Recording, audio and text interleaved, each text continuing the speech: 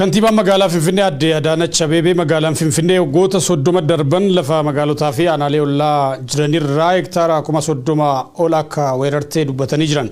Kantiibaa Adaanach akka jedhanitti magaalaan Finfinnee waggaa 25 dura hektaara 24 caaltu turte. Guyyoo Waariyoo gabaasa bal'aa qaba.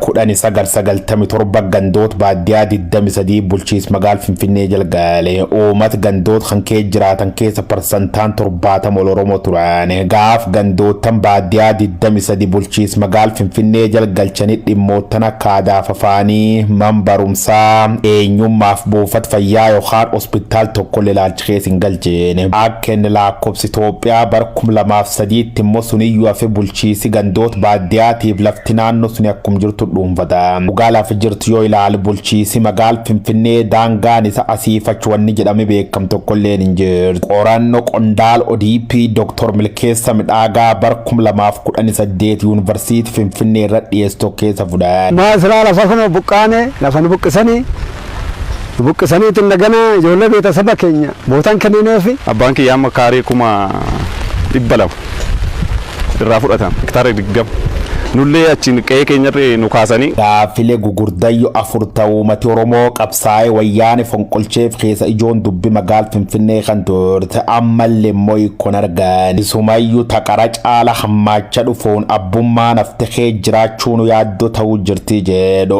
alaabaan Oromoo hin fannifamu agfaaruun alaaba naannoo Oromiyaa Finfinnee keessa farfatamuun qabduu darate waan hedduu jedha. Gareen Opdiyoo Biltsiginnaa talichoo bulchiis mootummaa naannoo Oromiyaati bulchiis magaal Finfinnee harka qabdi dhiyeen kan daanga magaal Finfinnee sarar jechuu wanni si yaalsullee waan milkooftin fakkaat. Akkuma qorannoo laf jirta agarsiiftu Finfinnee mataan isiitu Oromoo waan taateef daangaan isiin Oromiyaa waliin qabdin jiraat. Taatullee ammoo magaalli tun dacha hedduun saamichi lafa Oromoo irra gaggeessaa turu kantiibduun Adaanach Abeebeetu akkas jechuun raga baat. Oromiyaa mattuu Addis Ababaan እየወረረ ነው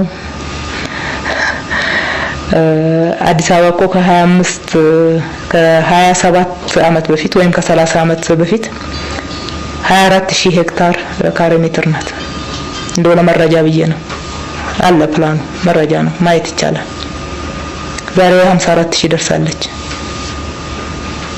54000 ደርሳለች። ኦሮሚያ ወደዚህ ወደ አዲስ አበባ ወሮ ነው ወደ 54000 ያደገችው።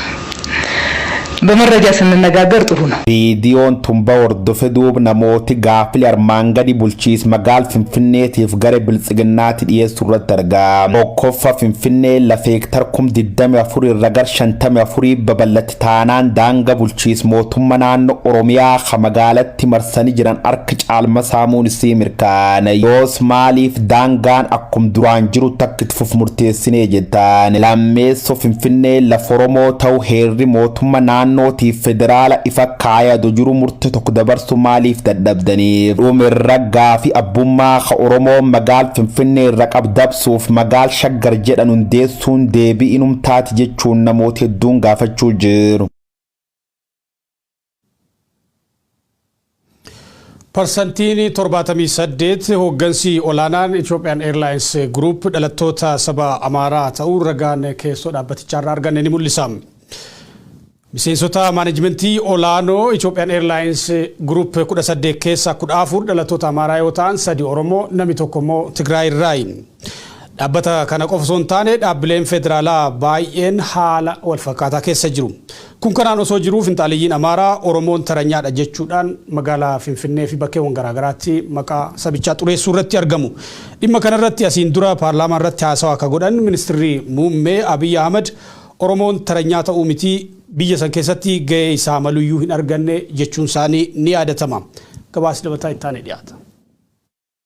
Dhaabbilee mootummaa federaalaa Itoophiyaa sabdaneessummaan irraa hin calaqqifne keessaa tokko Ethiopian Airlines Groupidha. Dhaabbanni kun yeroo garaagaraatti gama kanaan qeeqamaa ture. Hooggansi olaanaan dhaabbatichaa warra eenyummaa tokko qabaniin dhuunfatamee jira. Odeeffannoo keessa beektonni OMN erganiin akka mirkanaa'etti hojii gaggeessaa olaanaa Ethiopian Airlines Group Masfin Xaasoo dabalatee namoota 18 keessaa 14 saba Amaaraa irraa yoo ta'an 3 saba Oromoo irraa namni tokko immoo Tigraay irraa.